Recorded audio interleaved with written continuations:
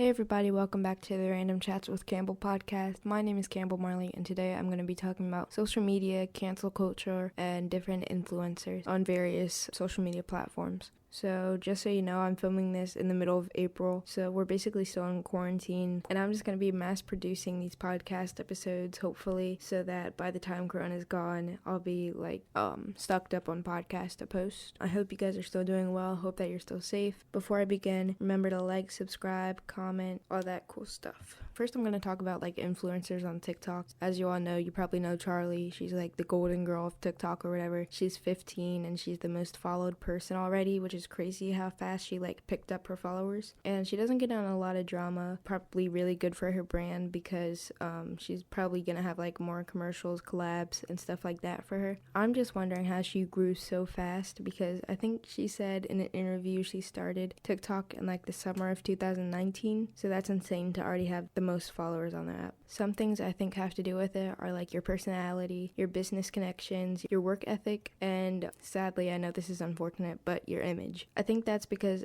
to be seen as a celebrity or popular, you have to be pretty. Personally, this is kind of a messed up message to me, but I'm just glad there is so much diversity in what's considered a positive image or look, because there are so many different people that are celebrities that have the, look you would say to be successful. I think also dealing with businesses, I think you have to have a lot of business offers and you have to build a whole team for yourself to help you grow, and basically everyone is joining together to help you get to the top. Like I said before, your personality also adds into this, because if you have a bad personality and you're cursing and everything, I don't think that's gonna fit the child audience. It may appeal to other audiences, but that's not gonna work for child audiences, so you're probably gonna lose some viewers. Now I'm gonna talk about what people would call cancel culture. If you don't know what cancel culture is, basically when a whole community doesn't like you after what you've done, and they basically cancel you and everybody turns on you and hates you. Because of this, people today on social media have to be extremely careful of what they post and watch what they say, because different groups of people won't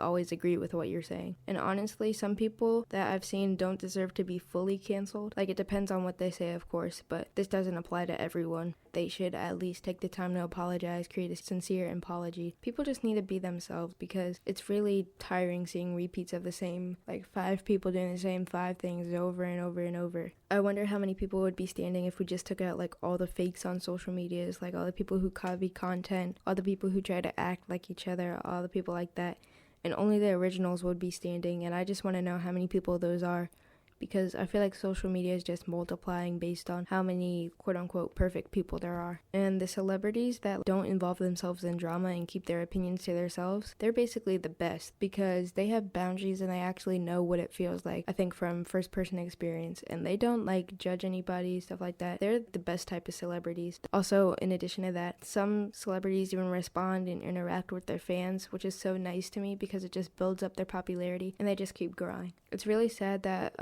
people forget where they come from because popularity gets the best of them. At the end of the day, you always have the potential to be something more. I'm not hating on anybody, by the way. I'm just saying these are my own thoughts, opinions. At the end of the day, we're all human and we just need to support and respect each other. And I'm just done seeing all the hate, because I've seen a lot of hate on people's TikTok specifically. So I just feel really bad for them, because sometimes it's something that they can't control. And there are so many opportunities to turn yourself around after you have been quote-unquote canceled. I think the first step is just apologizing and learning about the experience, obviously. Apologize, learn about the experience, show that you actually care about it and aren't just doing this because you want more followers, something like that. And then maybe after you're forgiven, try to get back on schedule with what you were doing before. Hopefully people can sort of tone down the cancel culture or whatever it's called, and then it will get better. Again, it depends what the person did, because certain situations can go in different directions. So